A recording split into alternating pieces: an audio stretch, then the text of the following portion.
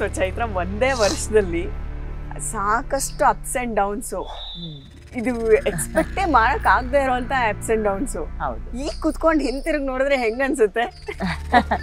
ನಾವು ಒಂದಂದ್ರೆ ಅದನ್ನ ನೆನಪಿಸ್ಕೊಳ್ಳೋದಿಲ್ಲ ಅಂತ, ಅಂದ್ರೆ ಬಂದಿದ್ದೆ ಹೆಂಗ್ ಬರುತ್ತೆ ಹಂಗ್ ಸ್ವೀಕಾರ ಮಾಡ್ಕೊಂಡು ಹೋಗೋದು ಜೀವನಾನ ಅಂತ. ಸೊ ಒಂದು ನಮ್ಗೊಂದು ಬದುಕಲು ಚಿಕ್ಕದೇ ಆಗ್ಲಿ ಒಂದಷ್ಟು ಅನುಭವಗಳಾಗಿತ್ತು. ಬಿದ್ದಾಗ ಮತ್ತೆ ಮೇಲೆ ಹೇಳ್ತಿದ್ವಿ. ಸೊ ಇದು ಕೊನೆ ಅಂತೂ ಅಲ್ಲ, ಇಲ್ಲಿಂದ ಆಚೆಗೆ ಇನ್ನೇನೋ ಒಳ್ಳೇದಂತೂ ಖಂಡಿತ ಇರುತ್ತೆ ಅನ್ನೋದೊಂದು ಯಾವಾಗ್ಲೂ ನಂಬಿಕೆ, ಯಾವಾಗ್ಲೂ ಹಂಗೆ ಇಟ್ಕೊಂಡಿದ್ದೆ. ಹಂಗೆ ಆಯ್ತು. ನಾವು ಅದನ್ನ ಹೇಳ್ತಾರಲ್ಲ ಇವತ್ತಿನ ಲ್ಯಾಂಗ್ವೇಜ್ ಅಲ್ಲಿ ಮ್ಯಾನಿಫೆಸ್ಟೇಷನ್ ಅಲ್ಲ ಅಂತೀವಿ.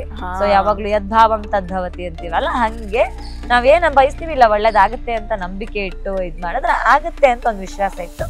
ಹಂಗೆ ಆಯ್ತು. ಇವಾಗ ನೋಡ್ಕೊಂಡು ಒಂದು ಸ್ಯಾಟಿಸ್ಫ್ಯಾಕ್ಷನ್ ಇದೆ.